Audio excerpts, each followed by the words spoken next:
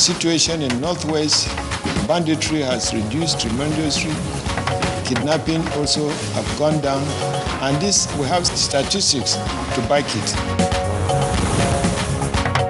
President Buhari presides over National Security Council meeting, renews order on national security. National Economic Council Ad Hoc Committee warns against vandalism and oil bunkering in Niger Delta.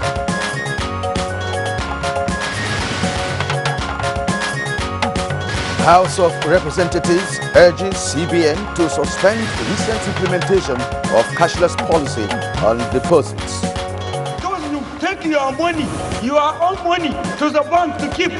Bank will remove when you want to remove something.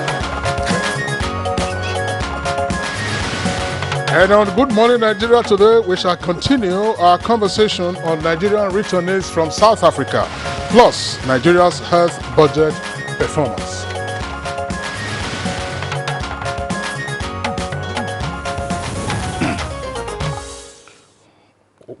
You know the clip we saw a while ago with regard to headline news. So you take your money to the bank will remove some money there because you are removing a particular amount of money. Well, that's right.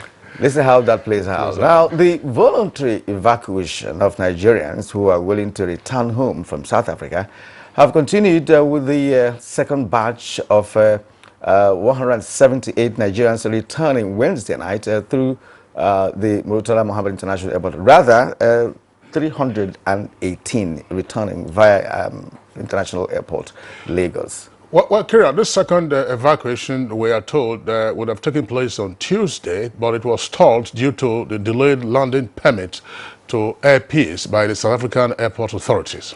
Yes, Kinsley, you recall that the voluntary evacuation of Nigerians from South Africa started about 2 weeks ago, with 187 arriving in the first batch that came into the country on the 11th of this month. Well, Kiran, that's right. That's last week. And the second batch of some 320 Nigerians, we're not quite sure of the exact number. Some said 315 of that.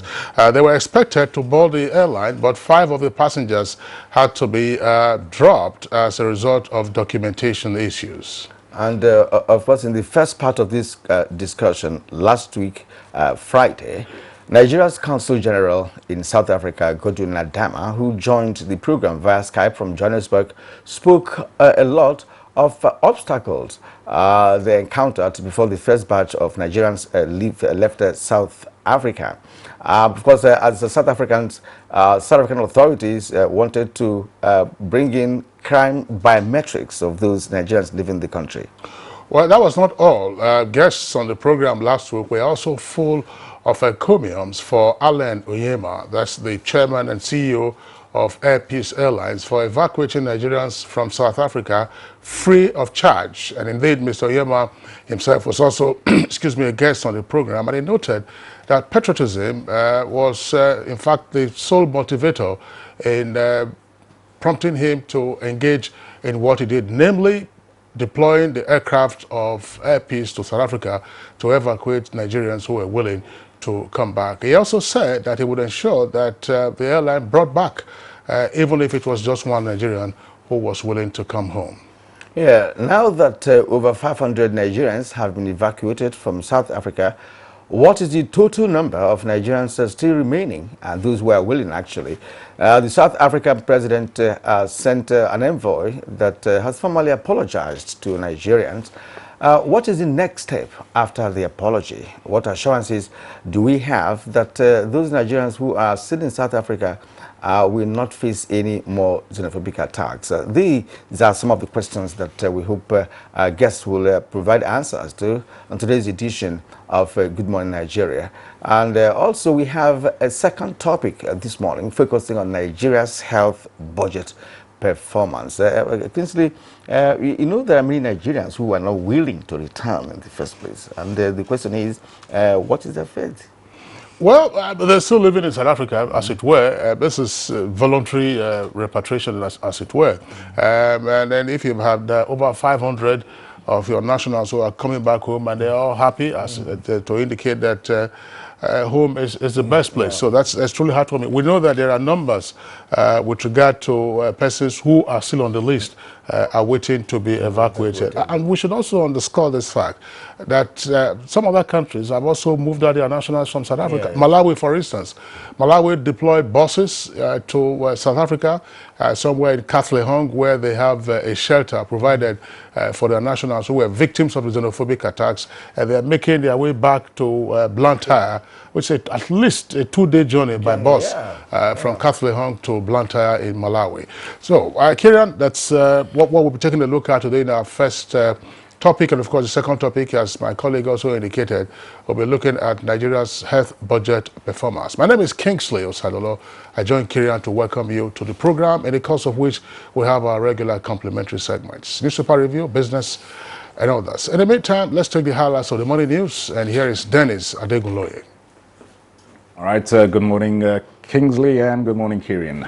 Good morning, Nigeria. Here is the morning news. President Muhammadu Buhari has directed the nation's armed forces and other security services in the country to do whatever is necessary within the limits of the law towards bringing back the good old days when Nigerians go to sleep with their 2 eyes closed. The president gave the marching order while presiding over a crucial meeting of the National Security Council.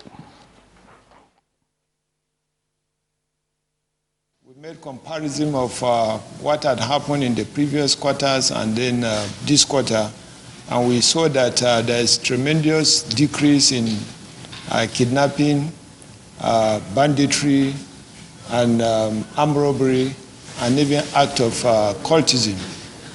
You can see from the situation in Northwest, banditry has reduced tremendously.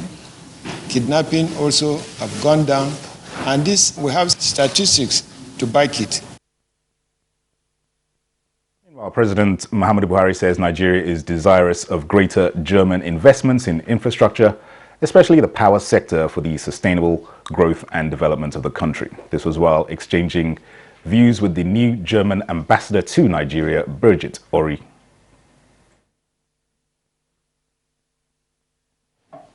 And President Muhammadu Buhari will depart Abuja for New York, United States on Sunday to participate in the 74th session of the United Nations General Assembly, UNGA 74, which opened on Tuesday, September 17th.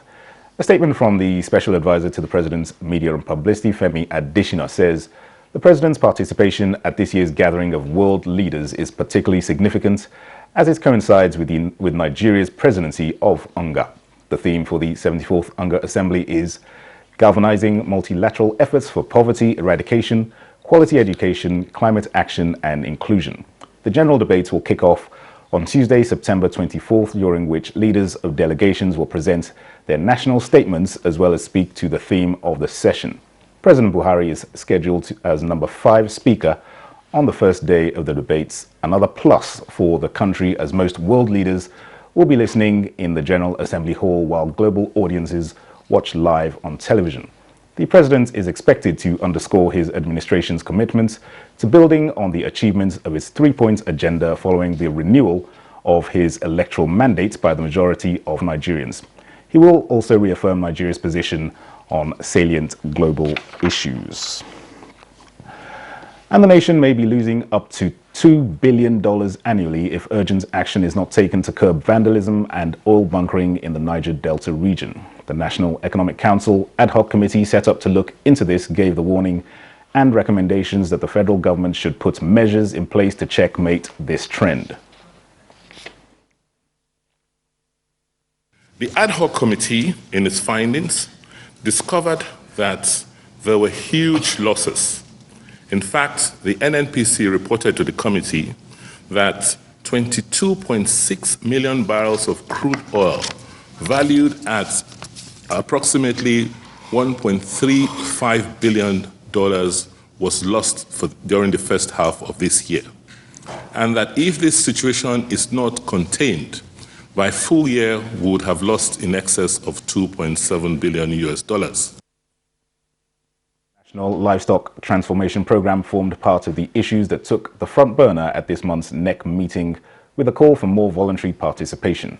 7 frontline states are currently involved in the project, which is believed will best address the farmers and herders crisis. The Nigerian Governors Forum says members are ready to commence payments of the 614 billion naira bailout funds which the federal government gave to some states during the 2015-2017 financial crisis.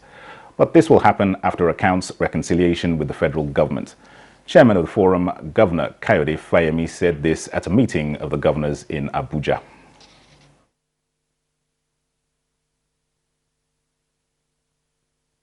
We don't want a situation that will put our banking system, our financial system in any jeopardy.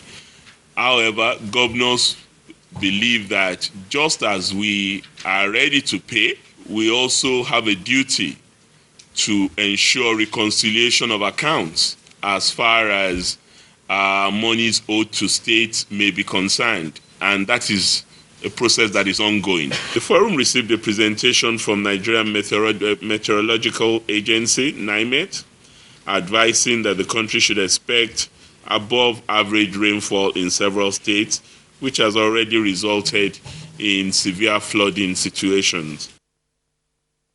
At the National Assembly, the House of Representatives has urged the Central Bank of Nigeria to suspend the implementation of the cashless policy on deposits which came into effect on Wednesday, 18 September 2019. House members were unanimous that the policy would negatively affect small and medium-scale businesses in Nigeria. Processing fees for lodgement of amount above 500,000 naira for individual accounts and 5% processing fees for withdrawals and 3% processing fees for lodgement of amounts above 3 million naira for corporate accounts. Those you take your money, your own money, to the bank to keep.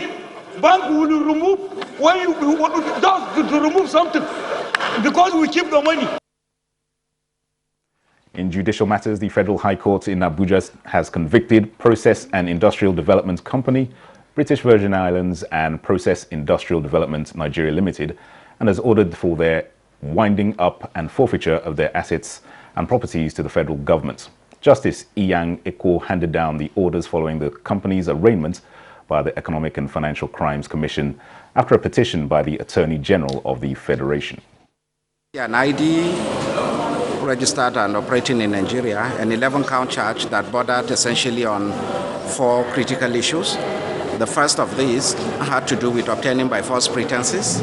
The second had to do with dealing in petroleum products without appropriate licenses. The third of it had to do with money laundering. And the fourth one had to do with failure to comply with requirements of the Special Control Unit against money laundering.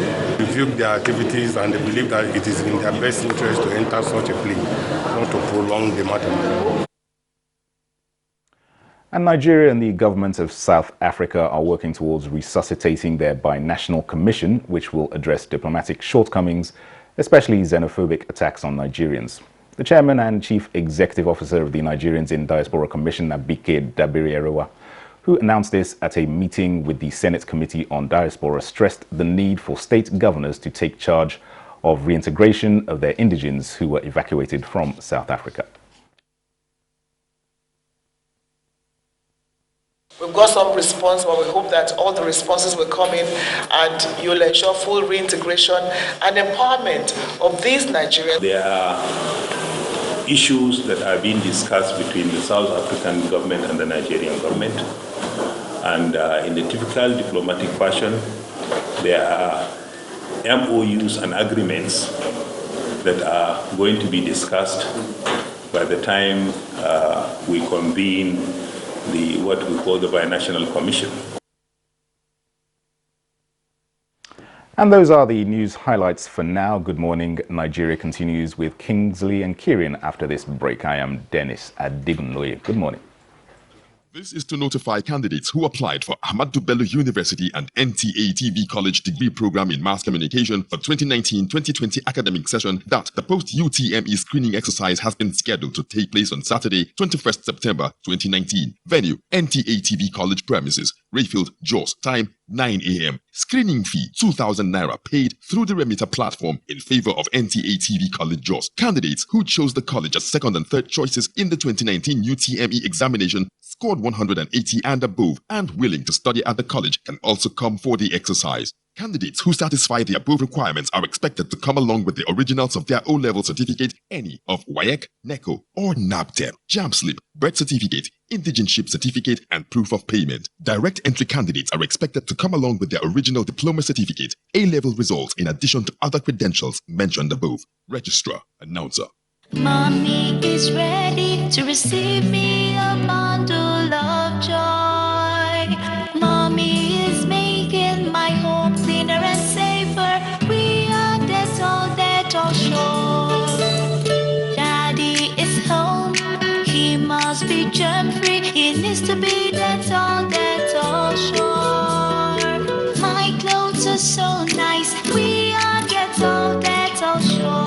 Illnesses can happen at home too. That's why Dettol and me together will make my baby's home safe and to protect from up to 100 illness-causing germs. That's why moms want to be Dettol. Dettol sure. We are Dettol sure. Thank you. Thank you, sir. Prince, did you hear that? Of course I did. That is village master tune. So, Auntie Amebo was not gossiping then? Village master is celebrating 50 years. 50? Already? This is not a joke. It is a national celebration. NTA and Village master family are commemorating 50 years. Hey, Prince, tell me, when is our golden jubilee? It is from the 8th to 11th of October, 2019. I have to go and get ready. It's time to party. Women. But we, men, will be there too. Prince. The Secretary to the Government of the Federation, Boss Mustafa, invites all members of the 2019 Presidential Inauguration and Democracy Day celebrations to an appreciation dinner scheduled to hold as follows. Date, Friday, 20th September 2019. Venue, Congress Hall, Transcorp Hilton Hotel, Abuja. Time, 7 p.m. prompt. Special guest of honor, His Excellency, Professor Yemi Osinbajo, Vice President, Federal Republic of Nigeria. Guests of honor, Senate President, Dr. Ahmed Lawan, Speaker of the House of Representatives, Honorable Femi Gbajabiamila, Chairman of All Progressives Congress, Comrade Adams Oshiomhole, former and serving Honorable Ministers and Federal Permanent Secretaries. Hajia Maria A.D. Rufai, Secretary, Organizing Committee, 2019 Presidential Inauguration and Democracy Day Celebrations. Announcer. You're watching Good Morning Nigeria, and now time for our business report. Now, Tax Appeal Panel advocates alternative dispute resolution to settle matters arising from taxation. This and more on Business News with Chimobi Water Energy. Disputes arising from taxation oftentimes remain a challenge for both taxpayers and collectors as continued litigation hamper the growth of tax system in Nigeria. To further strengthen the tax system in the country, the Tax Appeal Panel is positioned towards addressing the challenges and granting quick solutions to such disputes. The tribunal is looking towards sharpening its efforts and creating public confidence in the tax system and dispute resolution.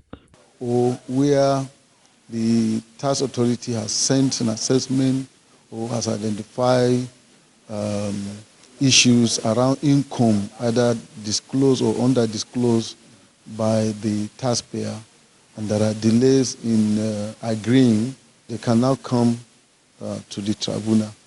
And the whole of it is to create a situation whereby there is fairness, there is a speedy process of resolving the dispute, and also in a manner that is affordable to the taxpayer.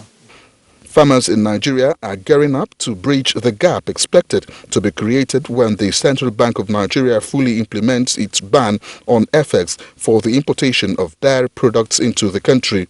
National President of Farmers Association of Nigeria, Kabir Ibrahim, says it is in the best interest of farmers in Nigeria as it will pave way for a new phase in livestock farming in the country. The national president noted that the arrangement is in line with the federal government's livestock transformation plan under the office of the vice president. When you produce milk as a dairy farmer, you are simply an outgrower. There are people now who will take from you, and then you get good money, and then also meat. Once you expose your cattle to particular types of recommended feed, they will produce milk and meat. And what the CBN is doing is encouraging us to do something that is worthwhile. You know, make sure that you produce milk even in your backyard. If you have 5, 6 cows, there should be good milk there. With Business News, I'm Chimubi Walter Naji. All right, thank you very much, Chimubi Walter Naji, for the business package. Next for us now, we'll take a look at the front pages of some of today's newspapers.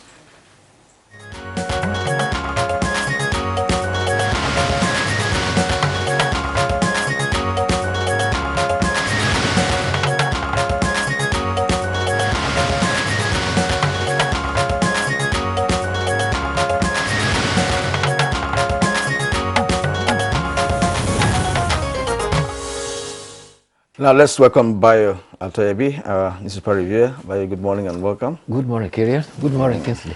Good morning, Nigeria. All right, Bayo, good to see you. Let's take a look at the papers. We have 3 of them, I believe, Kyrian. Yeah. Daily Sun, Friday, Leadership, and then the Punch, from where we're taking our editorial. The lead story of the Leadership newspaper says, Court convicts P&ID directors for fraud. With 2 riders, orders forfeiture of firm's assets in Nigeria, and its opportunity to obtain $9.6 billion judgment. That's according to the federal government. Details can be found on page 4. Above that headline, but below the nameplate, Boko Haram, ISWAP, terrorists fleeing to other African countries. That's according to the Nigerian Army. That's on page 2 in greater detail. NEC, that's the National Economic Council, proposes 100 billion naira for livestock project. And federal government eyes $6 billion as NPDC CPDC signed deal. That's on page 18. Now, below the photograph on the front page there, you have that last story, right at the foot of the front page. Cashless policy. Reps order suspension of charges on deposits. Details on page 20. Okay, let's turn to the Daily Sun. Daily Sun, just on the right-hand side of the nameplate of Daily Sun newspaper. 614 billion naira bailout. Governors dare federal government give condition for loan repayment. Okay, rather there, as federal government, states, local governments share 740 billion naira in August. The story is captured on pages 8 and 12 of the Daily Sun. Now, the lead story on Daily Sun, federal government floors UK firm P&ID. With 2 riders, court orders for forfeiture of assets to Nigeria for failing to pay tax. Officials plead guilty to economic sabotage charge. That's on page 12 of the Daily Sun. Now, Economic Council, that's below the photograph. Yes, Economic Council proposes 100 billion naira to fund livestock program. So on page 37, federal government seeks $2.5 billion World Bank loan as $1.3 billion crude oil lost to pipeline vandalism in Q1 of 2019. The story is on pages 2 and 12. Xenophobia, Nigeria, South Africa hold binational confab.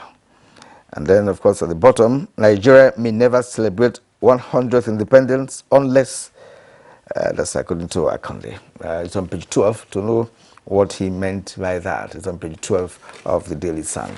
Let's bring him by now. Yes, let's start with the court. 2 directors of the process and development that were taken to court faced 11-count charge. They pleaded guilty, and accordingly, they were to face charges of tax evasion, dealing in petroleum products without license, as well as money laundering. The two officers pleaded guilty, and the presiding judge, Justice Inyang Eko, convicted the offenders and directed the winding up of the operations and forfeiture of their properties to the federal government. It may be recalled that the United Kingdom court had endorsed the arbitration awarded $9.6 billion to P&ID over alleged breach of contract. However, the Attorney General of the Federation, Malami, says that the ruling of the Abuja Federal High Court has now availed Nigeria an opportunity to set aside the award endorsed by the UK High Court. And the contract, it may be recalled, was awarded to PID and was signed by the then Minister of Petroleum Resources, late Rilwan Orukuwan. And the witness to that agreement was Mrs. Grace Teaga, who was then the legal director of services of petroleum resources. On the side of PID, Michael Quinn, who is also late now, signed. And one of the directors who signed is Mahmoud Kuchazi, who was yesterday in court and pleaded guilty. The Punch report, however, that a spokesman for PID in the United Kingdom has disowned the officials who were convicted in the court yesterday. The other story is about the House of Representatives that have passed resolution enjoining on the central bank to suspend the implementation of the charges on deposit. This followed a resolution after a debate for which the House of Representatives held that the charges on deposit will cause hardship for Nigerians. Secondly, it could also have negative impact on micro, mini, and medium-scale enterprises. Traders and micro investors will be forced to carry huge sums of money because they'll be afraid of charges for huge withdrawals. Therefore, the House committee, the House has appointed an ad hoc committee and given it 4 weeks to interface with the central bank. That is the House Committee on Banking and Currency, and report back to the House. Yeah, many Nigerians actually we are not really sure what that policy, meant, and what's going to be the derivables from such a policy. Many of the members of the business community we are, throughout yesterday, we're not really happy about that announcement. Because actually, the policy is intended to eliminate carrying huge physical cash around and also encourage electronic banking. However, its ultimate is to modernize Nigerian payment system and at least run away from a cash policy to a cashless society. And it is part of the initiative to meet Vision 2020 and also to meet the ultimate goal of being one of the top 20 economies in the world. So they are laudable objectives, but again, you have to take our society into serious consideration. What about the technology that would drive this? When in Nigeria you make call, if I call Kingsley right now, I could get that information that Kingsley is not available. The phone is not available when the phone is just there. So the technology has not been properly fashioned out, to meet up. But if you ask me, because Nigerians have to function on daily basis. And if you have such encumbrances with respect to maybe a policy that, like you said, is germane under normal circumstance, but being practicable, is another aspect of it in a particular society. Well, in Nigeria in particular, we know that the charges on withdrawals had been on for some years now. Yeah. If you withdraw more than 500,000 as an individual, you get charged, for that. But I don't see the basis, if you ask me, for charging depositors, for bringing in cash. Look, and look at the pilot states, Lagos. Go, for instance, to Balogun. which is a market, and you have buyers and sellers coming in and out. It is not every trader in Balogun who has a POS. And the volume of business that a trader in Balogun could handle in a day will be quite a lot. And the money could sometimes be in excess of 500,000. So are you saying that for that trader to go and deposit that money, the trader will now also suffer a loss by way of charges? Alternatively, the trader will say, okay, fine, if I were to sell this, let's just say, sell this fabric now for 10,000 naira, I might sell it for 12,000 naira. So you're going to have a knock-on effect, likely on inflation. If you go to Kano, I mean, big markets in and around the country, Even go to Ariaria market. Ariaria, go to Anambra, Onitsha, go to Nnewi, and all such places. Where people come from all parts of Africa to buy spare parts. Absolutely. So if you talk about withdrawals, one can understand to say, okay, fine, so that you are withdrawing money now, it shouldn't be excessive. But if it is deposit, people already carry the money from the system. You accept the money, as the honorable member in the House was saying. You know, they were dramatizing all of that. Burying their money in the air. No, I mean, it doesn't. To be honest with you, why should a depositor be charged? Take that along with other charges that banks impose on you. You use your ATM card, they will charge you monthly fee. You do transfer of stamp duty. You do this one and transactions. 2.50 kobo. You do another charges fee. VOT, what is it? COT, VAT. And what is banks? And these are the same banks that not even lend money to the real sector. So, who therefore is the beneficiary of the charges you are now imposing on depositors? You want to swell banks' accounts? Banks that are not financing real development? I mean, I don't know. Bayo. Well, meanwhile, the Dr. Folashade Yemi has assumed office as the acting head of service.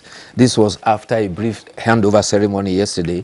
Dr. Yemi pledged to build on the foundation laid by the erstwhile head of service. Meanwhile, Governor Yahya Bello has congratulated the acting head of service. He described his Kogi state compatriot as a career civil servant renowned for her probity and work ethics. Governor Yahya Bello added that she is a disciplined, courageous and diligent officer and works hard, and he's sure that she will work without betraying the trust reposed in her. So another era has begun for the head of service. Exactly. Well, it's not a new era yet. She has her foot at the door, acting. You're not head of service yet.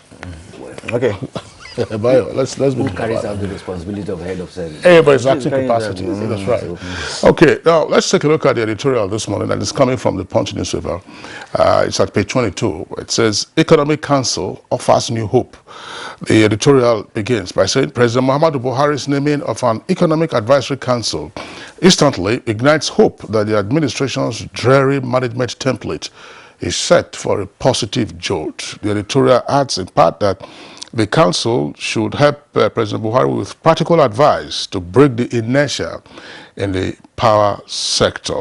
And other challenges include infrastructure deficit, reducing government's profligacy, and improving macroeconomic indices. Bayo. Well, there's been commendation for the Economic Advisory Council, and there's need to correct some misinformation within the public domain. The Economic Advisory Council is to replace the Economic Management Team, but this is not affecting the National Economic Council, which the Vice President presides over. And there have been commendation across the country about the team put together. If you want to describe them as economic eggheads who help advise the nation on the economy. The Emir of Kano, Sanusi Lamido, says that President Muhammadu Buhari has selected Nigeria's best. And he goes on to say that the team assembled is first class by all standards. And he specifically said that it is a balanced team with experts in microeconomics, monetary policy, fiscal policy, development theory, and financial markets. Also, there's some brief confusion about the role of the Economic Advisory Council and the National Economic Council. In fact, governors asked the Vice President at the last meeting of the National Economic Council, and he clarified, he said that the two councils are for the benefit of promoting synergy for the benefit of Mr. President and for the direction and growth of the Nigerian economy.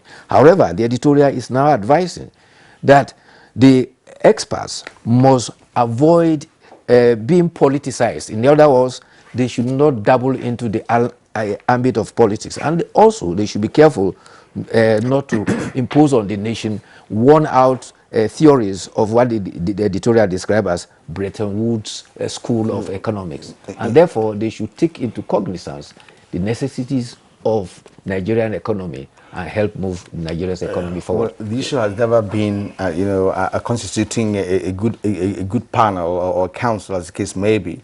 Even in the past, we have had the eggheads you talked about, championing the cost of our economic progression. But what plays out, and the long last is that, look, we still don't have a stable economy. I think they should devise other means of seeing how some theories, even new theories, can be brought into play. That's right. Mayo, thanks. I'm tempted, we're wrapping up now, Mr. Parry. I'm just tempted to return to this issue of charges on deposits. I don't think Kebbi is part of it yet, but there's a place called Jega in Kebbi, which is the onions headquarters of Nigeria. People come from all over to buy onions there. Are they, you ask them to carry, I don't know, the amount of business that goes on in that place on a daily basis? You go to Potiskum, cattle market. I mean, people have cash. Are you with me? For transactions, now to deposit in banks, and then you are also asking them to pay some 2% or 3%. I don't know what that means. The same thing applies if you go to Futua, Grace Market. If you go to Jos, there are many Irish such markets potato market. all over Nigeria. So will they be carrying money? CBN should strike down that policy. Bye, Atoyebe. Thanks a lot for being around. Thank you too. We hope you enjoy your weekend. You too. See you Monday. All right, it's Good Morning Nigeria on the network service of the NTA. We'll take a short break now. When we return, we'll get ahead with our two topics for conversation. First, Nigerian returnees from South Africa.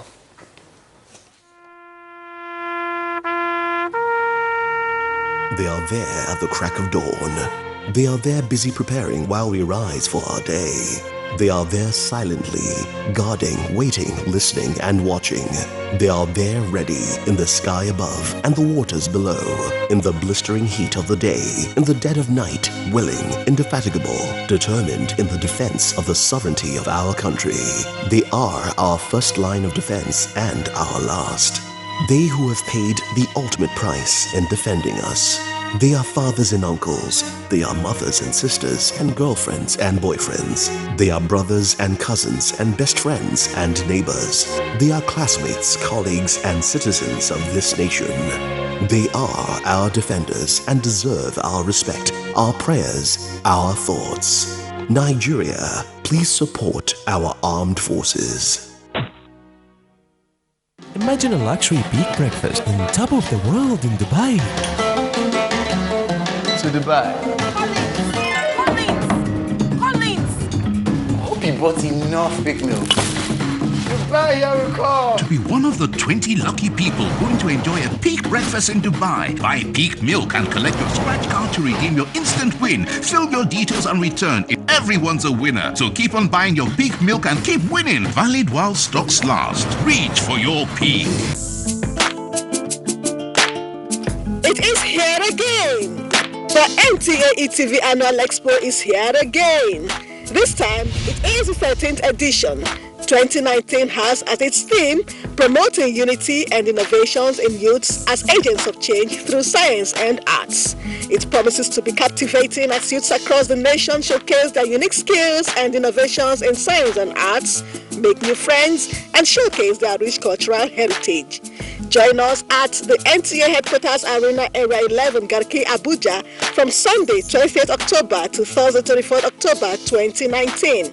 For more information, participation, and sponsorship, please call these numbers.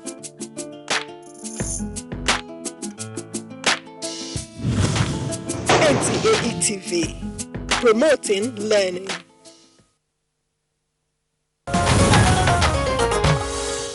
Watching Good Morning Nigeria Friday's edition, and to kickstart our conversation this morning, here is an excerpt from last Friday's discussion on xenophobia, Nigerian returnees, put together by Oyemi Ajayi.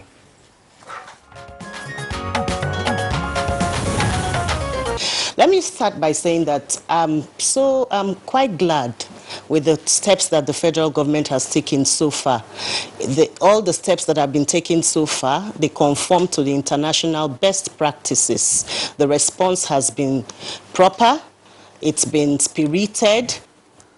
It is unthinkable that despite these contributions that South Africa has allowed, if I may target miscreants and hoodlums, to dictate the foreign policy pace with respect to people's movement in contravention of all the charters in South Africa.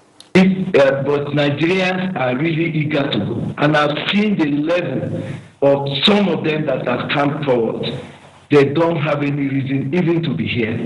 We need to do everything possible to evacuate them out of this place. It will solve problem for Nigeria. It will also solve problem on whatever challenges we are facing on ground. Upon registration of them, the returnees, we got their phone numbers and we've called some of them.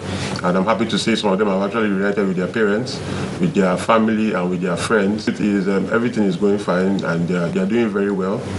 And the stipends we gave them that day were able to get them home safely to their family. So many Nigerians in South Africa are trapped.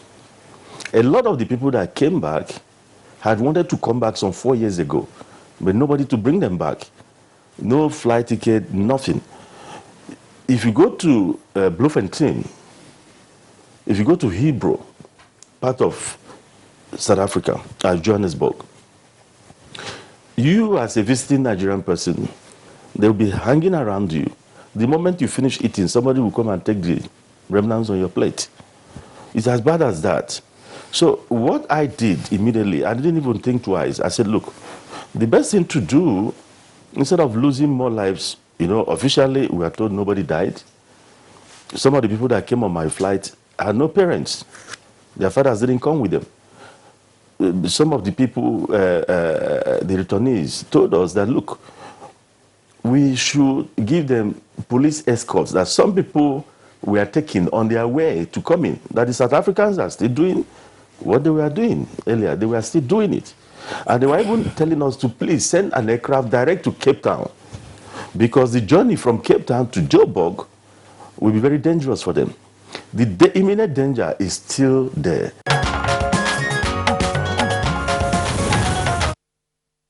All right, now those were excerpts from our conversation on the returnees from South Africa that took place last Friday in our studios here in Abuja. Of course, we also had Godwin Adama join us via Skype, as you saw in those excerpts. Today, we have guests with us here in the Abuja studios, also going to South Africa again via Skype, and in Lagos, where we'll be joined by two of the returnees from South Africa. First, with us in the Abuja studios, let's welcome Honorable Abdul Razak Namdas. He's a very familiar face on Good Morning Nigeria. He's a member of the House of Representatives from Adamawa State. Honorable Namdas, pleasure to have you with us on the program this morning. Thank you so much. All right. Also here with us in the studios, we have another member of the House of Representatives, is Honorable Yusuf Adamu Gagdi. Of course, he represents a constituency in Plateau State. Honorable Gagdi, pleasure to have you with us on the program. Thank you. Good morning. All right. And last but not the least, here in the Abuja studios, we would like to welcome Dr. Sule Yakubu Basi, Secretary of the Nigerians in Diaspora Commission. Dr. Basi, pleasure to have you on the program. Thank you very much. All right. Kieran? Yes, and from South Africa via Skype is Godwin Adama, Nigeria's Consul General in that country. So you're welcome to the program. Good morning. Good morning, Nigerians. Yes, from our Lagos studio, we have Vivian Onyejose, I hope I got that correctly, is a Nigerian returnee from South Africa. Vivian, it's good to have you join us this morning.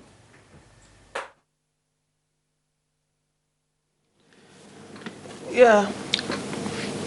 Good morning, Nigeria. Nigeria. With Vivian in Lagos is Abiodun Akinrele. Abiodun is also a returnee from South Africa. Abiodun, Good morning, and of course, both of you, welcome back to Nigeria.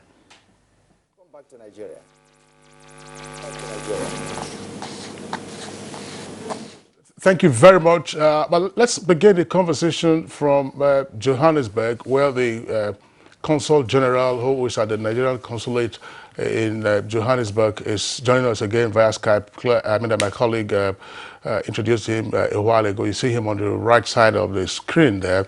Mr. Godwin Adama, well, give us your report on what transpired in the course of the evacuation of the second batch of Nigerians out of South Africa. The number obviously much larger than what we saw last week. Yeah, good morning, Nigerians. We successfully lifted 314 Nigerians on the 11th of on Wednesday, 11th of September 2019. The manifest was 319, including one of my officers that led them to Nigeria. So we're talking about 318. But 4 people dropped out. And why?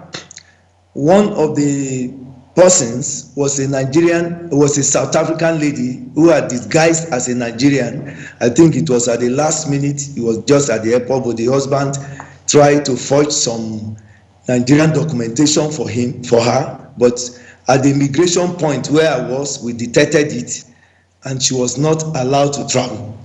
And of course, because the marriage was not formally consummated, they did not allow the children, because it was against South African laws, for the father to live with the children without a formal marriage. And that means the 3 of them were offloaded because they had been checked in earlier. And then the 4th person was another child whose father had not given consent or put the papers correctly together for the mother to take him. And then we agreed with the immigration authorities that the father returned to the airport and picked that child. So those 4 were offloaded, and that is why we had 314. The operation this time was smoother, even though there was still some slight delays. Some of these delays were not necessarily caused by deliberate action. Some of the machines at the immigration points did not function properly, and of course the staff were not as many, because that was a time that flights come in and go out so much, until the pilot was under pressure to take off, and I had to now move with the immigration authorities to bring in more staff from other sessions to ensure that we clear the last Nigerian to be able to depart. And of course, every Nigerian that had issues with immigration, we collectively, with the immigration authorities, ensured that they were left to go. Like I saw 2-3 cases, and they were already holding them because they were carrying some fake documents. Maybe they went through the agents to get fake documents on a work permit. Of course, they told me, and we all saw that that was so. The man agreed that they agreed that they went through agents. But I told them that since they were already Nigerian bound, they should waive whatever is the situation and hand them over to me to take them. And eventually, the director of immigration at the airport agreed that they should be released to go with their children. Of course, the operation this time was good right at the level of the mission, though a joint operation between the Consulate General of Nigeria and the High Commission in Pretoria, but the coordination point was the Consulate General of Nigeria.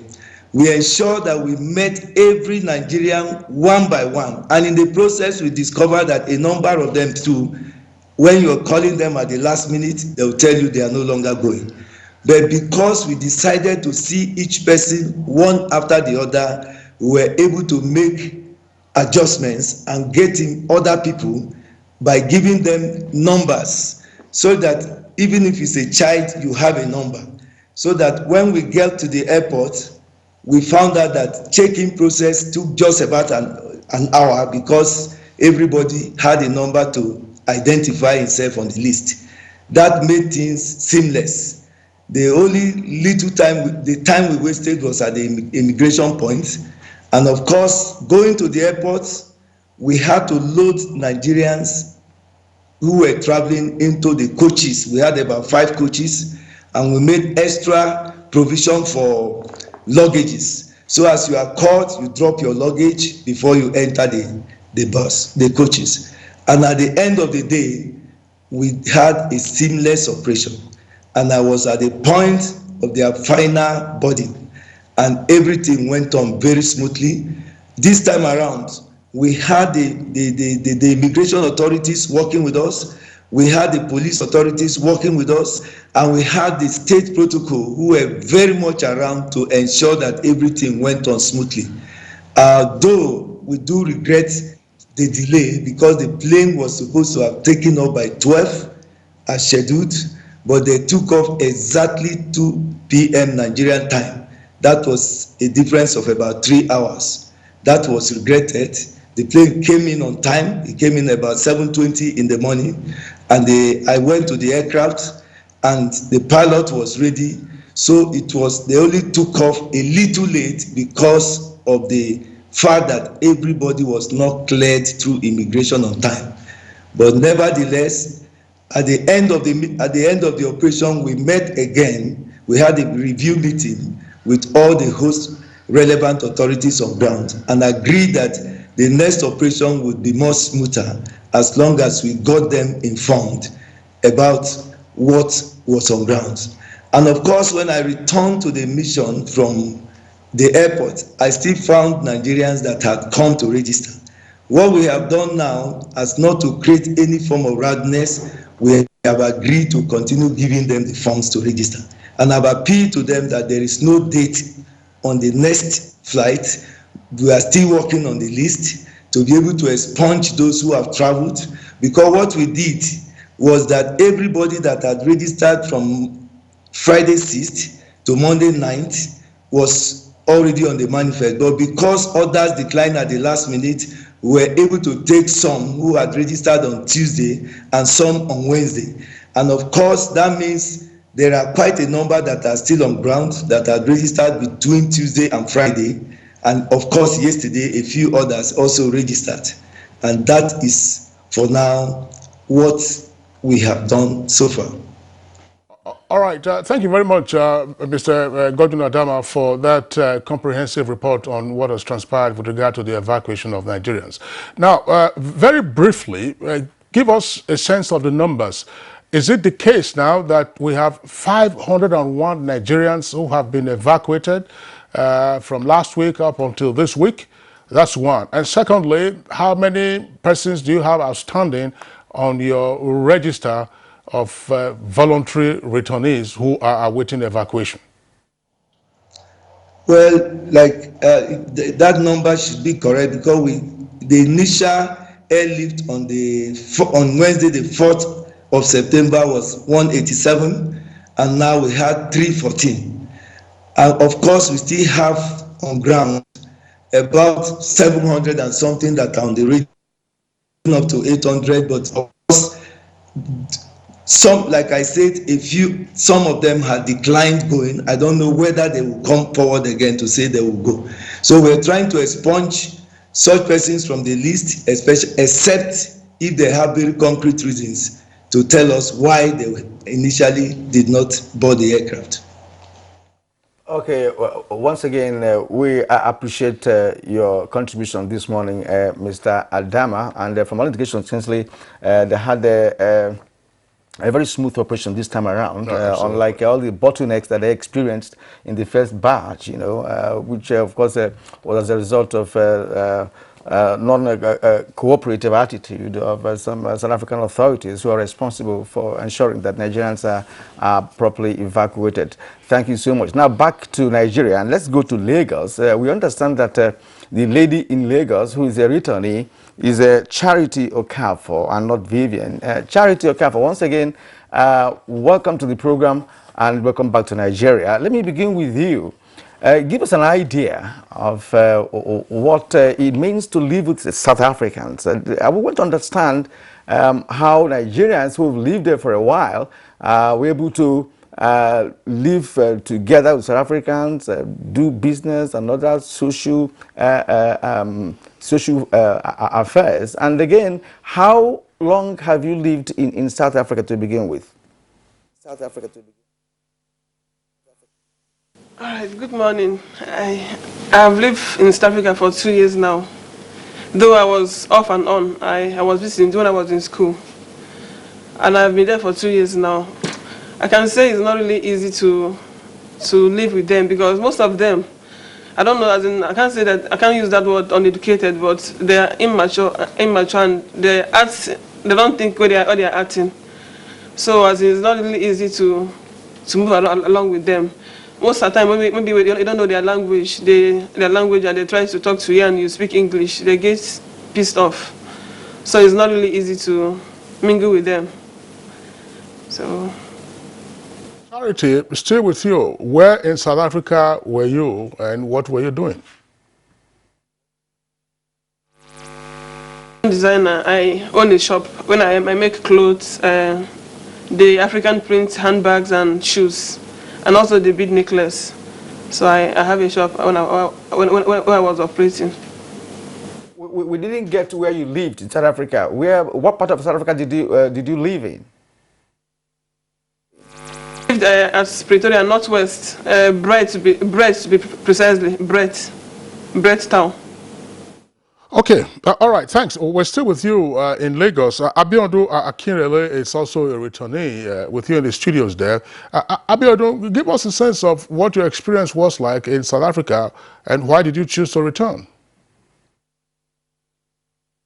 What I experienced in South Africa is that South Africa is very dangerous. I was in South Africa last year. I went to South Africa. First, when I went to South Africa, they even welcomed me. They attack me, collect money from me, what, all those things. And we don't know why they hate Nigeria in South Africa. We don't know why. If we work with you work with your passport, if all those South Africa boys saw you with your passport, they will rob you, collect your passport, and they will collect money from you. And this problem started from Pretoria, in town in South Africa. This fight started from, I was there. It's not even that they told me that this fight starts from me. I was there. It was Tanzania with policemen started fighting because of Amala. We only call it Amala, but they're talking. I didn't want to pronounce it. But we are calling it Amala in South Africa. You know, when the second day they just come to our buildings, started fighting with Nigeria, what, killing Nigeria, shooting Nigeria. Later, all of us ran away in our building. We went to Sunnyside. I was working in Newtown. I stayed in Sunnyside. And they came to Sunnyside fighting us again. And we don't have free movement to work. Except if we want to go and buy something, we take a testify. Testify, they will stop you and be challenging you that, are you in Nigeria? Or what? If they stop, we will say we are not in Nigeria. That I come from Congolese. Congolese, if you say you are Congolese, is a problem also. We don't know what we do for South Africa. They hate Nigeria.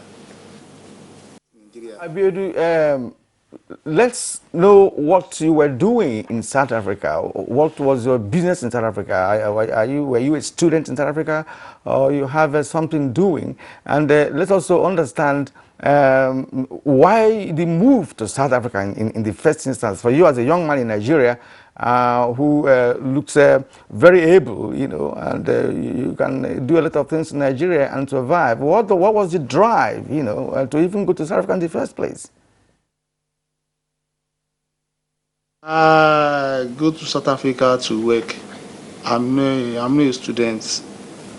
I go to South Africa to work, and when I go to South Africa, there's no job, no anything. And I just make a plan on my own that what can I do in South Africa? And I'm doing news in South Africa. That's Yeah, I just wondering. We're still with our Lagos guest. Abiodun, tell us something. You were saying how you got attacked by the South Africans. You know, we have area boys. You are in Lagos, so you know the way area boys behave. Sometimes in the past, they used to call those South African area boys, those criminals, they call them tsotsits. Now, were these just gangsters, or they were just persons, you know, who just came into your neighborhood or your building and then started attacking you? What could provoke a fight, you know, between, say, these South African area boys and, you know, other Africans? All those 30s, they know Nigeria and they know Ghana. They know, no, they don't even know Ghana. They know Nigeria and they know South Africa. They know that we Nigeria, we only, if you are working, we only with cash. And if they saw you that you are Nigeria, like 3 or 4, they will come and track you and collect money from you. They can even kill you because of phone, because of 200 rand phone. They will kill you. You know, Nigeria, we are not doing that. If they want to rob, they just collect something. Nigeria is not doing that. But these people, they can kill you because of 10 rand phone. And they will sell it like 20 cents or 10 rand, or they will just, like 20 rand phone, they will rob you. And they will kill you because of 20 rand phone. You can't work in the midnight. Here in Lagos, since last week that I'm in Nigeria, I'm working, I can work like 2 o'clock in the midnight, but you can't do that in South Africa. Thank you. Let's return to Charity once more. Charity, you had a good business in South Africa. You know, you make shoes, clothes, and what have you. For me, that's a good business. Tell us about your relationship with South Africans, one-on-one relationship with South Africans. Were they patronizing you? Have you ever been abused or accused of something? And we can say with a baby there. Were you married in South Africa? Yes, sir, I was married here in Nigeria. My husband is based in South Africa, so I went over to meet him 2017 after my youth service here in Lagos. So I went over to join him there.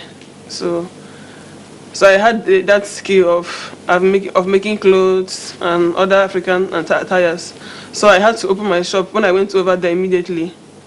So yeah, really, to your question, I had customers from South Africa. They like African wears a lot, and also when you are good in what you do, they try to patronize, because some of their citizens, they don't care to go into detail. Even the sewing, they don't go into the detail aspect of it. They like the easy way of it. So I was really blessed with. I had customers. I have people that order for me and I make for them, and it was really a good. I was making it to say, but one thing I know, one thing for sure, security is more important, because it's not safe. So I can just say that it's not safe. Did your husband come back with you, or is he still in South Africa? Still over there, he's trying to sell off our things. He's coming back next month.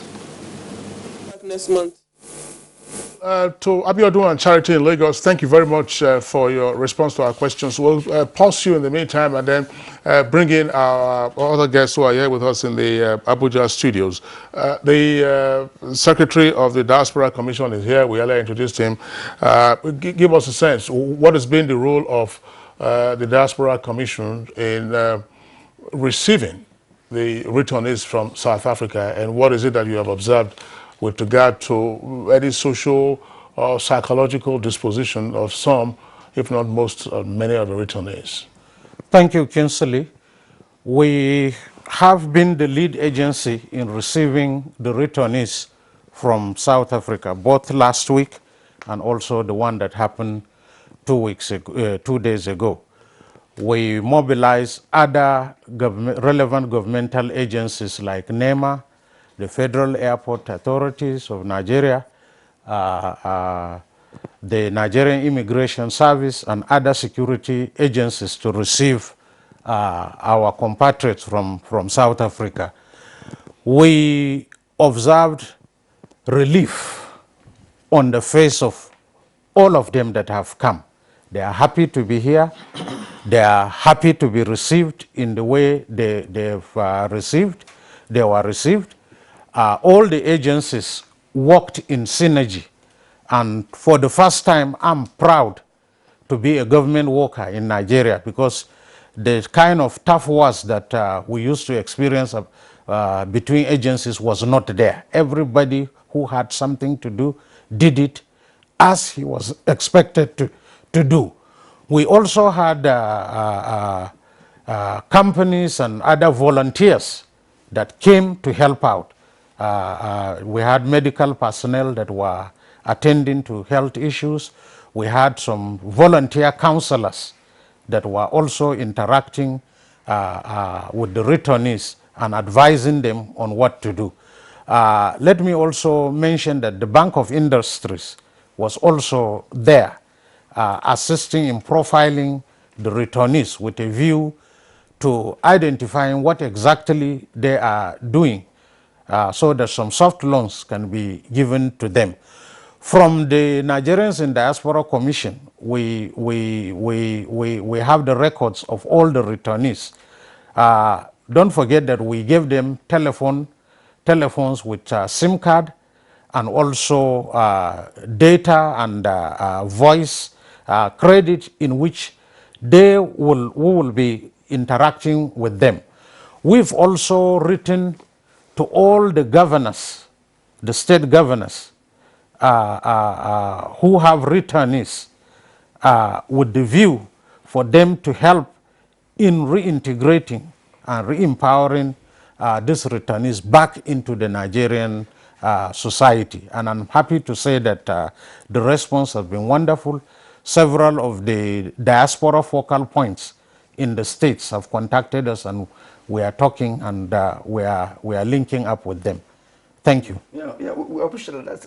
You said, Kingsley, that the usual interagency squabbles, were not found in this. Right. And of course, if this can be carried further in other engagements, which involves agencies of government, there should be that collaboration and synergy. Now, let's bring in Abdulrazak Namdas, who is a member of House of Representatives, is a chairman committee on the Army. Honorable, many Nigerians, commended members of the House of Representatives for appreciating Allen Onyema, who is the chairman of APs, for his magnanimity, and that's also commendable. Many Nigerians have also commended you for doing that. Now, the issue we have on our hands presently is rehabilitation and re-empowering, of the returnees. What should be the role of the National Assembly, not just House of Reps, the National Assembly, in this respect? Because from what Mr. Adamu told us, many more Nigerians could return in no distant time. Thank you so much. I want to tell you that it's true that the National Assembly did its best. I personally was the one that moved the motion that a national honor should be conferred on Mr. Allen because of his patriotism, and that should be encouraged. I want to tell you that the National Assembly just yesterday, we had a discussion on the urgent matters of urgent public importance, where we felt that there is need for government to revive ailing industries, because most of the reasons why people go out of the country is because, like the gentleman just spoke, he just went to South Africa looking for jobs, and for a job, this lady joined her husband. Now, probably the husband also went looking for a job. By the time you reactivate ailing industries, and then that will generate a lot of employment. If you know the number of universities that bring out number of university graduates on a yearly basis, it's really alarming. Not to talk about those that are not even part of the core, because there are people who have been exempted, and so that number is okay. And you look at the number of people over the years, and we did mention that for one other reason why you have to revive ailing industries is particularly to also look at the power sector, because once the power sector is in place, it is easier for you to have. These are things that we have looked for. Let me go back a little bit to the diplomat that just spoke. You know, diplomats are trained to be diplomatic. I can understand the issues. If you had asked those two gentlemen their experiences when they were taken back from South Africa here, I must tell you that even when Ellen came to the National Assembly, he said he had issues. He was in South Africa, as he confirmed, on very early at 7 something. He was already in South Africa. Landing permits became an issue. South African authorities were very difficult, but you can understand with the diplomat, he will not like to put it in this manner, and I can understand with him. But the truth is that the South African authorities have also been very reluctant. No country will like to have people evacuated. The word evacuation send fears into the minds of other countries, because it's very likely that other nationals, other countries will say, okay, since Nigeria is evacuating, that means this place is not safe. We have to evacuate, and diplomatically, it caused a lot of trickery. Finally, on this matter, I will let you know that I, in the 8th Assembly, was a member of Pan-African Parliament. Pan-African Parliament is made up of parliamentarians all over Africa. 54 countries. We sit in South Africa, Midrand. So we go for our sittings 3 times in a year. So, but you can find out that the South Africans are very hostile to even legislators all over Africa. Even if you go there as a diplomat, you find challenges. I can tell you sometimes, there was time we came to the airport. From the airport, we are now moving straight to Midrand. And we went with some, as we landed, a colleague of mine was busy checking into the hotel. A South African came out with a gun and then began to shout. The person took away her bag and then left with it. A lady from Uganda also was shot, and we had to now take her to the hospital. So we now say, look, we can no longer go to South Africa if we are not giving security. So if anytime we are going to South Africa, security will wait for us, accompany us, even as diplomats.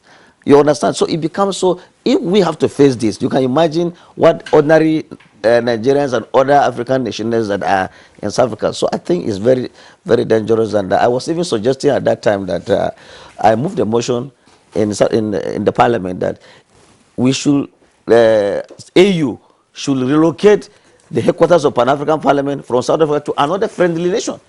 Because if you are not Pan-African in nature, we don't have reason having a Pan-African Parliament in South Africa. So I think South Africa, sometimes they are very hostile, and I know what this gentleman passed through is very bad, and that was why we commend the effort of the CEO of Airpeace.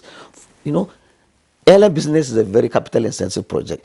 Apart from the fact that he's using his money, risking his plane to even land in South Africa itself, is something that is need to be commended. And it's not as if he was not, there was no Hausa man, Igbo man, as the man said. Look at the fact that his family was not directly affected, but he became patriotic, he was sympathetic, so we commend him. Okay, but thank you very much. I still just want to stay with you, Honorable Abdul Razak Namdar. You just described now the incident that happened as a member of the Pan-African Parliament meeting in Midrand in South Africa. We also know, I'm not sure there's any report yet lately with regard to the Nigerian lady who went for an insurance conference in South Africa, and she was attacked and murdered in a hotel room in Johannesburg. Now, there's no, it's an upscale hotel, but she was attacked, murdered in a hotel room, and no report has come out of that. But from your interaction, again, why do you think South Africans are hostile to other Africans? From my interaction with a lot of South Africans, first, Nigerians are very aggressive in terms of looking for businesses, and they are very good in trying to penetrate. They will come today, study your environment, and before you realize, they invest. And funny enough, a lot of Nigerians will employ South Africans to work in those companies that they have actually established. But unfortunately, South Africans are a little bit lazy. The ordinary school fees, if government increase school fees small that they should pay, they will not even go to school. This is something I know. So they are very hostile to other nationals, and that has affected the relationship between Nigerians and other nationals. But again, they also feel that some have this belief that Nigerians indulge in drug trafficking. and other illicit businesses. But my brother, even in Nigeria, we have people who do illicit business. So if you have somebody who claim that is doing businesses that are not clean, you have to use your laws, deal with the person as the laws demands, and that treats the matter. So that has been our problem. So I think once they change the perception and they know the history, I think we will go a long way. Yeah, Yusuf Adamu is also a member of House of Reps.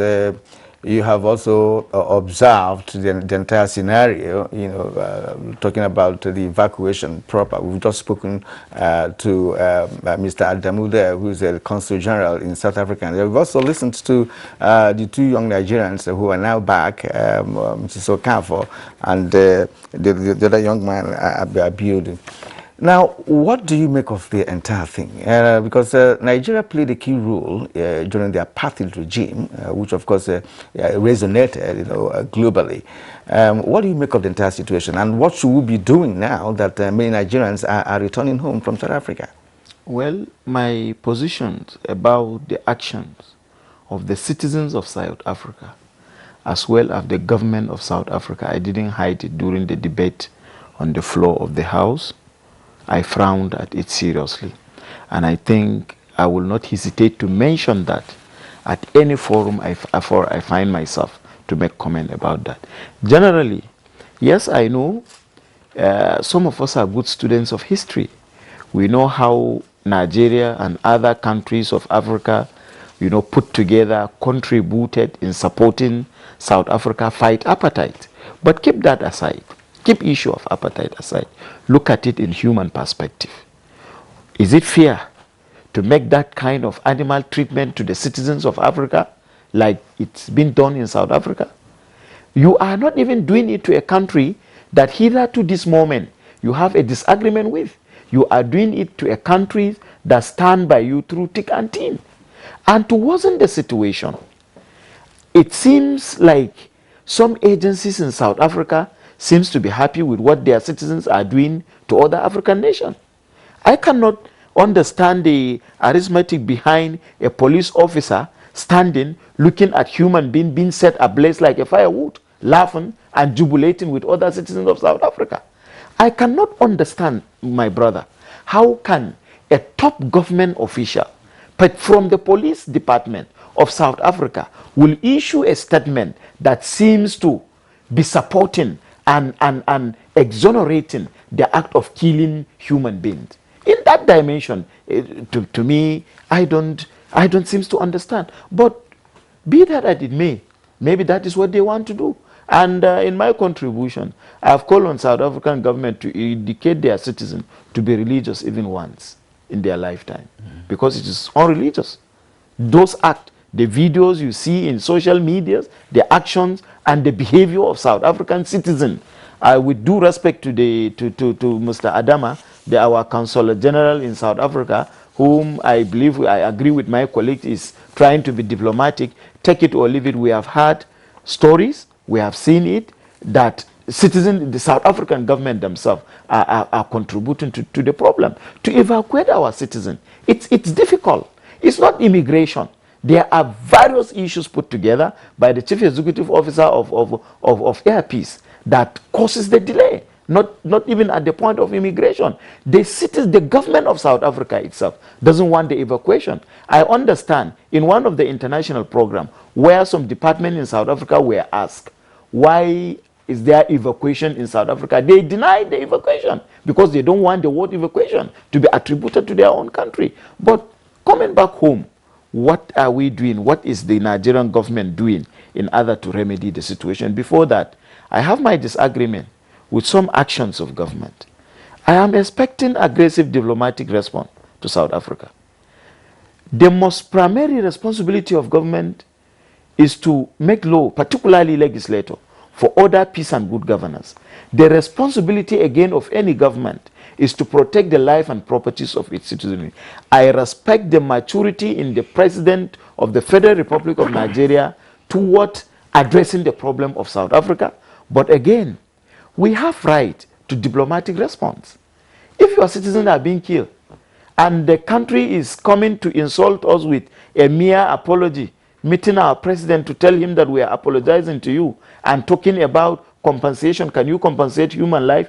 In as much as I appreciate the fact that, yes, South Africa and Nigerian government should engage themselves toward ensuring that we have compensated our citizens that lost their means of livelihood. I expect again that there would have been aggressive diplomatic action against the South African government so that they will know that we have attached enough value to the life of the citizens of Africa, that not only from Nigeria, I'm expecting by now the entire African nation would have come together to teach South African government some certain lessons. Give us a sense of such diplomatic action you expected. I don't expect our consular general to even operate now. I don't expect, like, yes, as a responsible citizen, reacting to wrongs never make right. You know, attacking South African businesses in Nigeria, I don't support that. But again, I expect government to diplomatically issue instruction where we need to suspend any diplomatic engagement with South Africa as well as their businesses, shut them down for some certain period until and unless you give them some certain condition about what they are doing. If those conditions are adhered to, then you allow them operate business in Nigeria. If you are killing my citizens in South Africa, why is the fairness to warrant me allowing you to benefit from Nigerian economy? There is no basis for that. There's no basis. Okay, Honorable Gagdi, thank you very much. We carry on what he's just saying now in terms of tit for tat. There are a number of issues. I'm not sure the South Africans are proceeding with that, but if they were profiling Nigerians to say, look, those who voluntarily leave the country will not be allowed to return in 10 years. You know, that's what some persons have also suggested, that the Nigerian government should draw up a short list of top top South African business persons, so that for 10 years they also don't enter Nigeria. But that's again tit for tat that Honorable Gagdi is talking about. Let's return to Godwin Adama in Johannesburg via Skype. Mr. Adama, give us a sense. You are in Johannesburg. If you, of course, what is the situation now with regard to Nigerians who are in Cape Town, for instance? I don't know how many of them live in Cape Flats and Guguletu. Those are very dangerous neighborhoods in Cape Town. I don't know how many of them are in the KwaZulu-Natal, Mpumalanga and elsewhere, where, of course, on account of the apartheid history, violence is virtually commonplace. So what reports are you getting from other Nigerians in these other places? Last week, Onyema did indicate, that's the Airpeace CEO, that Nigerians were finding it difficult to commute from Cape Town to Johannesburg to be part of the evacuation because there were instances of they are being waylaid and sometimes being robbed. What do we know at this time? Well, the situation in the country at the moment is calm. I do have I share the concern of the honorable members that I'm being diplomatic. Of course, as a diplomat, I am supposed to, where there is crisis, I'm supposed to see how to bridge the gap between such crises. I'm not supposed to put fire on a troubled. I'm supposed to ensure that where there is crisis, we need to manage crisis and not to put more fire on the crisis. So that is acceptable, but I must say that during this operation, of course, there could be attempts by the lower rank of the officers to frustrate, but I had the director of immigration working together with me, and at any point where there are crises, we go there together and they are all resolved. That is why nobody except those four were stopped from going. And of course, we all agreed together because of the superior evidence available. Yes, for now, a number of people from Cape Town, Mpumalanga, Northern Cape, Eastern Cape traveled on the first and second flight because they sent in their information, and such people had carried their bags to my mission because they had the impression, which was erroneously being given by some discredited officials of Nigerian Union who are not working with us, that they should pack their bags to go and stay at the mission, that they will travel immediately. So I had so many people who came from different places with their bags At a stage after the second day, I asked everyone to now tag the bags, and then we put them in the basement of the mission. And I had to now accommodate over 50 women with their children, including their children, about 50 to 60 of them in the hotel, because those ones came from far places. For those from Johannesburg, I pleaded with them to return home, and that we're going to call them to come and board the flight. And that was what happened on Thursday last week, and that was how I was able to clear the mission. And then a pastor came up to also accommodate the men that came from the various places. There are quite a number that came from various places, because those were the ones that brought their luggages to the mission, and there were over 100 of such, and they all traveled. There was, in fact, only 7 people remained on the ground at the mission the day that we took people to the airport, and those people had some issues which they did not resolve earlier than the journey. Everybody that went to the airport with the 5 coaches traveled. For them, what we are now doing with those guys, especially in Cape Town, we are asking them not to move until we call them.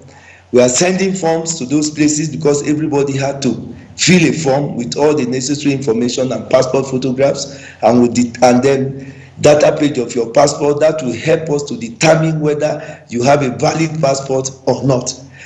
And if you do not have a valid passport, we issue you emergency travel certificate, which we are issuing free of charge. We are not charging anybody. Within this period, any Nigerian that looks for it will give you. And that is the situation at the moment. Okay, thank you, Mr. Aldama, for that concluding part of your contribution this morning. We'd like to appreciate you one more time for making yourself available each time we call on you to educate Nigerians on the evacuation situation. Thank you once more for being part of our program. We've been talking with, of course, the Nigeria's Consul General in South Africa, and that's Godwin Aldama. Thank you very much indeed. Now, let's return to Lagos very briefly, where we have 2 returnees, Charity Okafor and Abiodun. Let me go back to Abiodun, for instance. Abiodun, you told us about attacks by South Africans. Of course, you have identified the group that are attacks as perhaps our own local touts in Nigeria. These are Tutsis, Tutsis, they call them. Yes. But outside that, are there other group of South Africans? Because we want to establish whether there's general hatred. Is it just among a section of South Africans, especially those you describe as those that are lazy and not doing anything, that keep robbing on the street? Is there, when it comes to the real fabric of existence or living together between South Africa and South Africans and Nigerians, is there a general hatred, if you understand me? Very briefly. South Africa, it was South Africa. They are lazy. They are very lazy. South Africa is very lazy, very serious lazy. They don't want to work. And if you stay with South Africa, if South Africa know that you are in Nigeria, you pack out. You won't stay with you, because they know that they are dangerous. Because if xenophobia starts anytime, they know that we in Nigeria, we can fight with them. It's because we in Nigeria, we are in their own country. That's why we can't fight with them. They knows that they can't fight with Nigerians. Because we are in their country, that's why we can't fight with them, because they know that they are policemen, they are supporting South African citizens. If anything happen now, okay, like last week before I came, South Africa, they can slap you and you can't do anything. And if South Africa is slapping me that I can't do anything, that means I'm not safe. You see, South Africa now, you can't even do anything, they will just push you. If they push you, you can't slap. You can't do anything. Because if you do anything with them, policemen will come and arrest you. If they arrest you and they ask for your paper, if you don't have your paper, they will take you to the station, from station to jail. Their station is 24 hours. You see, and I'm very happy now to come to my country. Very, very happy. And I want government to help all of us that came back to Nigeria. Because some our brother, they are still there in South Africa, they are ashamed to come back to South Africa, to Nigeria, because some they are there by 14 years, some they are there by 15 years, and they are ashamed to come back home, because if they came back home, they don't have something to bring. Some, they have a kid, they can't bring their kid to Nigeria. If government can help us in Nigeria, nobody is traveling out anymore. All those South African citizens, they can't come to Nigeria, they can't even go to London, they can't go to US. They even say, are you going to Nigeria, are you going to, they will say they are not going, because what they are looking for is inside their country. If government can help us, nothing that Nigeria citizen, they are going to outside country to find a job or what. I'm praying to government, please, you should help us. Because. All right. Well, we hope that we will have an opportunity, to talk to other returnees, going forward, and particularly the lead agency, that's the Nigerian Diaspora Commission, with regard to what is being done to ensure that others who probably were misguided in the first instance in jetting out of Nigeria, believing that they would find gold or would strike gold in South Africa. Some of them struck, of course, disaster and horror. Okay, we'd like to thank all our guests for being with us on the program this morning. From Lagos, we're joined by Mrs. Charity Okafor. You see her there with her baby. Also, Abiodun Akinrele, both just returned from South Africa on the evacuation by Air Peace. Madam and gentlemen, thank you for being with us on Good Morning Nigeria. Right here in the studios in Abuja, we had Dr. Sule Yakubu Bassey, Secretary of the Nigerians in Diaspora Commission. Thank you for being with us. Thank you, sir. And also we had Honorable Yusuf Adamu Gagdi, a member of the House of Reps. And of course, our regular Honorable Abdulrazak Namdas, who himself, had some close contact with the South Africans while he was a member of the Pan-African Parliament. Abdulrazak Namdas, thank you for being around.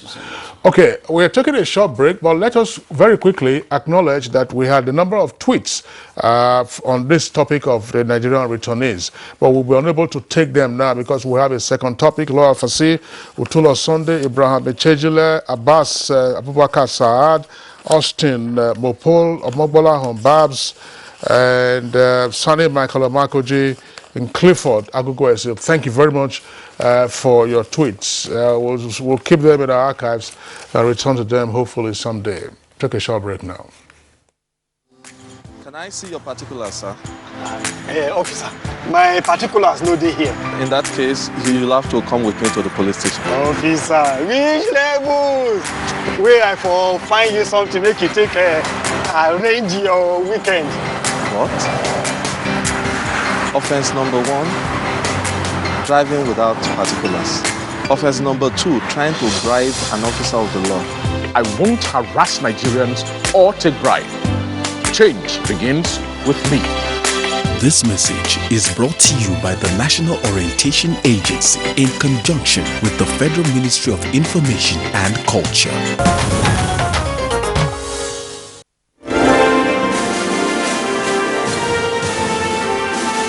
Advertising your goods and services on the right channel gives you an edge over your competitors. NTA News 24 has all the platforms for your target audience. The station is on DSTV channel 419, GoTV channel 46, StarTimes channel 101, and Free TV channel 703. With our digital format and wide range, we can reach your customers in next to no time. We are eager to promote your business, goods, and services. So partner with us for a very rewarding business experience. For more information, please call Henry on 0803-379-0884 or visit our office at NTA Headquarters, Area 11, Garki, Abuja. NTA News 24. News and more news.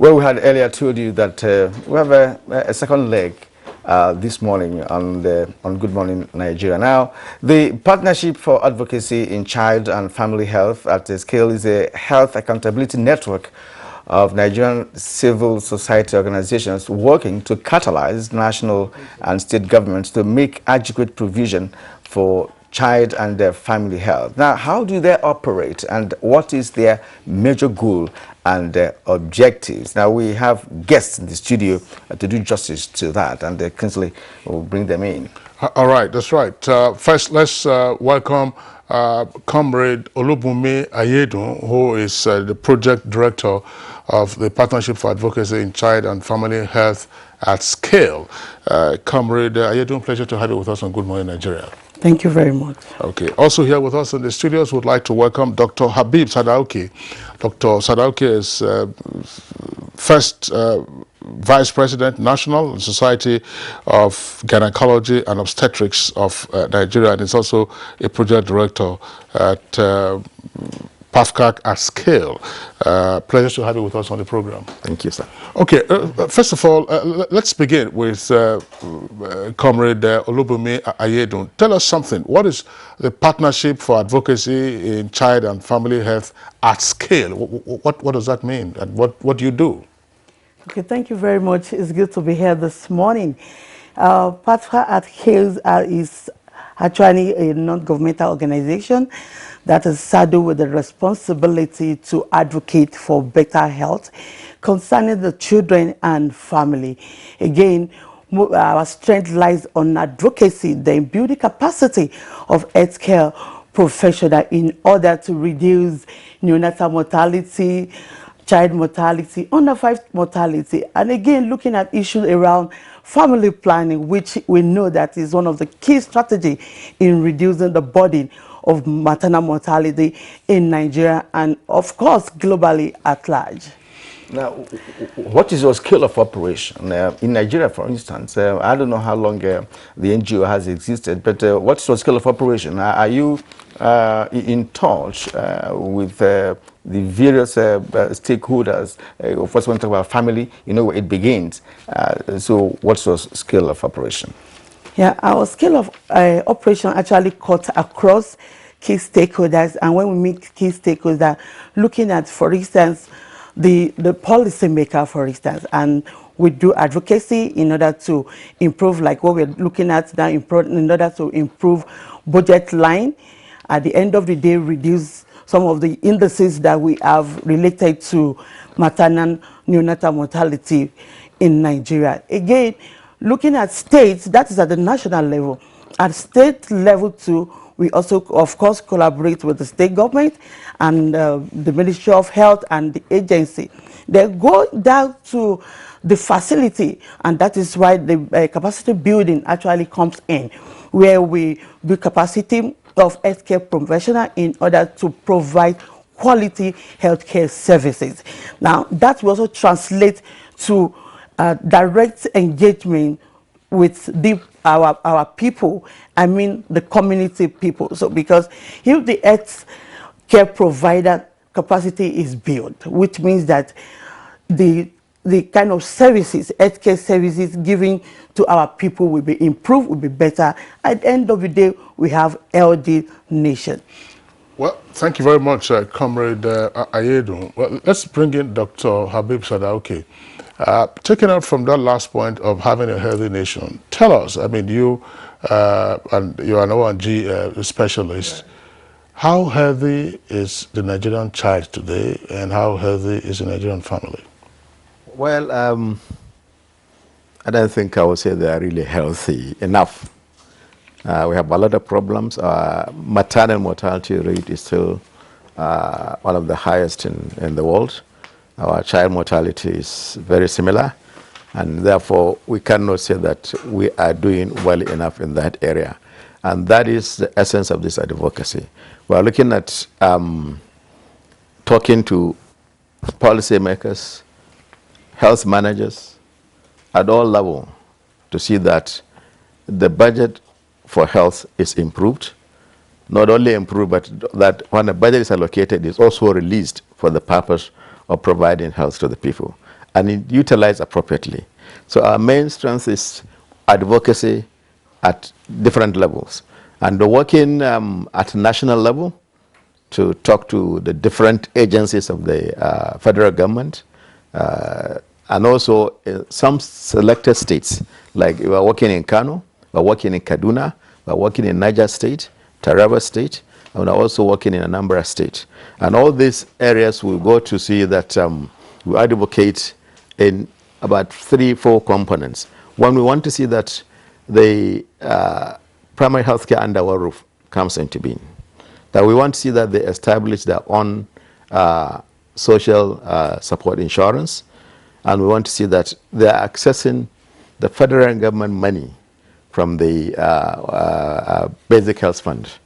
There's a basic health fund of 1% of all the consolidated revenue of Nigeria, and that is supposed to be distributed to states if they established their own counterpart funding and they do the other thing. Tell us something. We have discussed on this program the attempts to revitalize primary health care centers. Right.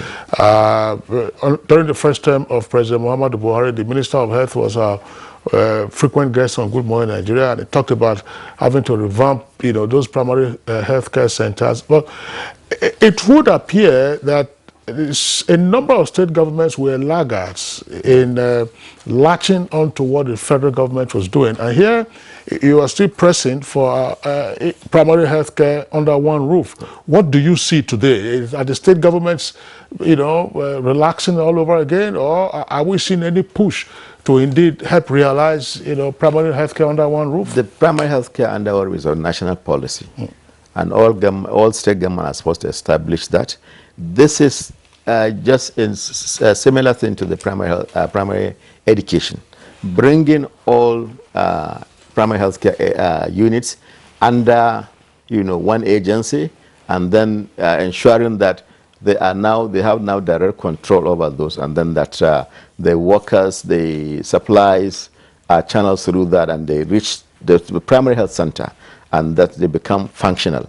Now, this has not been achieved 100%. I think to date, maybe about only 22 states in the country have attained that level.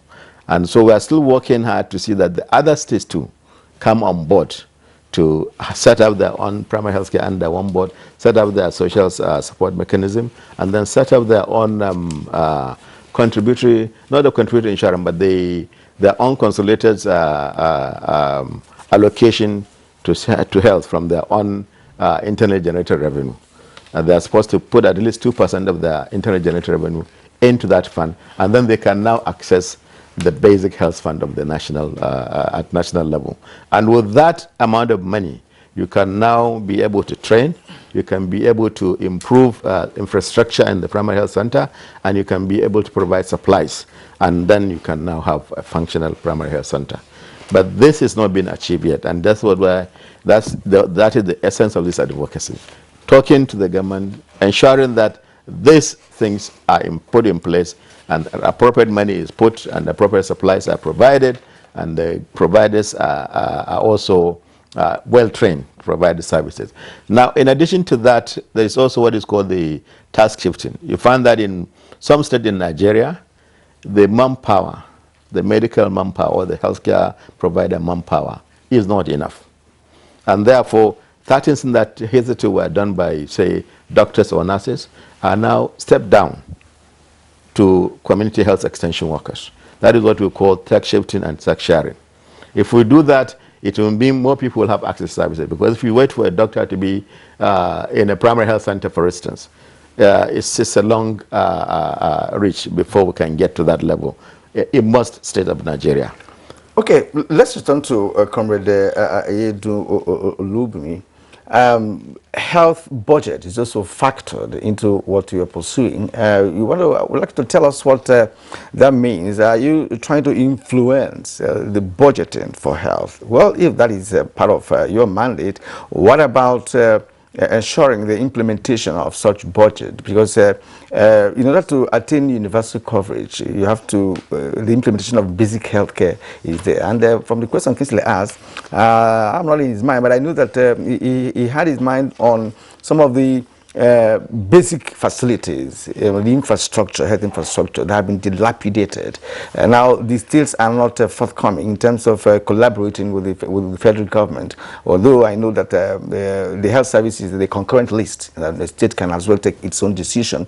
But for you to achieve a comprehensive health care and family being the primary focus, where are we, in terms of the facilities and in terms of infrastructure necessary to let that happen? Okay. Thank you very much. I so want to say that we at PAPCA at Scale, we are really, really interested when it comes to health, particularly as it affects family. Of course, as a nation, family is the basic unit of any nation. And once we have a healthy family, of course, it will gradually translate to a healthy nation. And how does that actually link to the budget? Of course, we also remember that in Abuja Declaration 2012, there's an approval of 15% of the national budget to go to health. Again, at the moment, we have about 4% that has been released for health. This also means that with that 4%, I want to say thank you to the current government under the leadership of President Buhari. But again, we can do more, and that is why PATFA as Skills are here this morning to make an appeal, a passionate appeal to the Minister of Health, Dr. Osage, to look at the need of the people, looking at from the basis, the primary health care, as you've said earlier on. Because the truth is, when we go to the states and you go down to the PHC, down to the secondary facility, the state government, I would say they're trying, but they can do a whole lot more. Now, the National Demographic Health Survey 2018 shows that neonatal mortality has also increased from what we have in 2013 to 2018. So in 2013, it shows that 37 out of 1,000 live births, newborn died. But in 2018, it shows that 28 out of 1,000 live births. And what that means is that once we have an improved budget, which means that we can also coordinate activities that go around the facility, we can strengthen the structure, we can also strengthen the manpower. Again, there is this issue of inadequate staffing. So when you get to facility, the ratio of healthcare provider, the nurses, the midwife, the doctors are not really. Comrade Olubimi Ayedo, it's something that keeps arising in our conversation on a broad range of national issues, in particular health again. That's the point I want your colleague, Dr. Habib Sadaki, to also respond to. When we talk about government and we talk about budget, the focus is always on the national budget. Kirian correctly said a while ago that health is on the concurrent list. How much of advocacy do we get to hear of at the subnational level? When a state governor tables the appropriation bill before the State House of Assembly, there's a health component. I mean, some state governments have done well, with regard to health issues, but overall, why are we not seeing a groundswell of advocacy pushing the state governments, even local governments, to spend more? If we have 4% release from federal, why can't we have 4% performance? Why can't we have either a near percentage or a higher rate of percentage from the state governments, because the people are in the states anyway? You're absolutely right. That is where the problem is. The federal government is supposed to put 15% of the budget for health, but we are getting only 4% right now. It is even worse in the states. Some states will have less than that. And there are very few states. For example, Kaduna State, in the last year, they had up to 15% of their budget for health. But the majority of the states don't put that much. And it's, there are three things about budget. the allocation, the release, and the utilization. That's right. You may allocate 15% of your budget for health, but at the end of the day, you release 30% of that. So it comes to what? 3%, 4%. You may also release the 100% of the 15% of the allocated budget, but it's not properly utilized. Instead of providing training, supplies, you are building more structures. And what we have in Nigeria is that we are not short of facilities, but we are short of functional facilities. And that's what we want to see, functional facilities. There's no point building another facility. I've seen, in some states where you have, in 2 local governments, you have like 3 primary health centers, politically located, but they're not functional. Some of them are actually occupied by, donkeys and rats, because they're completely closed down. And some are only functioning only during the day. And health, illness occurs anytime.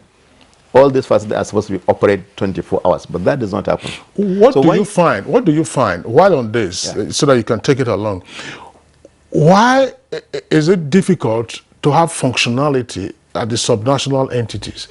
I mean, Olubunmi was talking about the lack of personnel. You don't have requisite personnel. You don't have requisite supplies. I mean, if we had time to discuss family planning, you will also hear all of the issues that you don't have enough commodities. Right, absolutely. Just what is wrong in nudging the subnational entities to bridge this gap? Again, there are 3 things there. The infrastructure. You need water. You need electricity. You need regular supply of commodities. And you need providers who are appropriately trained to provide the services. And if any of this is deficient, then that facility will not be functional enough. So you find that the government is quick to build and provide necessary infrastructure, but they don't provide the necessary equipment.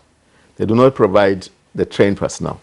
And of course, the major problem is the regular supplies. You find most governments can build, equip, provide the provider there, but they are not regular at providing the consumables. Because health, you need to provide drugs, you need to provide, infusions, you need to, so many things that you require on a daily basis, but those things are not provided on a regular basis. And because of that, if there is deficiency, like you mentioned, family planning. Now look at the commitment for Nigeria in the London seminar with that. Every year, the federal government of Nigeria will commit $4 million to procure commodities for family planning. In this year's budget, less than $1 million was allocated. The implication of that is, come next year, we'll be short of commodities in this country if there are no other measures taken. Because where you needed $4 million and you're providing less than $1 million, it means there will be a shortage in what you are purchasing. Yeah, well, and because of that... Kirian, I'm sorry, Doctor. Yeah. You said government, you're talking about the national budget again, $1 million. Right. We have 36 state governments, and if you add plus the FCT, because FCT also has its own budget, which is normally approved by the National Assembly. Couldn't each of them take, say, $50,000? Or just say commit $50,000 or $10,000? I can talk on that. Yes. Some states have come forward to say that they will make contribution for the purchase of commodities. But these are only a handful. The vast majority of the states don't even know what is going on about family planning. They're not into it. They don't, there are some states that when you talk about family planning, you think you're talking about something abominable. But family planning is key to our development. It is key to reducing maternal mortality. It is key to improving family health. Because when a woman delivers... Okay, let her come in here because we're running out of time. Yours is to appeal to government. How much of this advocacy has been taken down to the subnational levels? Because that's where, from the questions coming from my colleague, I understand the fact that not much is being done at the state level. And at the states are where we have a majority of Nigerians. Now, you are making this appeal to who now? And also, I wanted to take this on too. What about the families? And we're talking about when is there family planning? Families are involved. Are you directly approaching families? Is there any forum, that you have designed that is part of your package, to meet the family you're talking about? That is personal hygiene. There's the issue of people not even attending antenatal meetings and what have you. Yeah.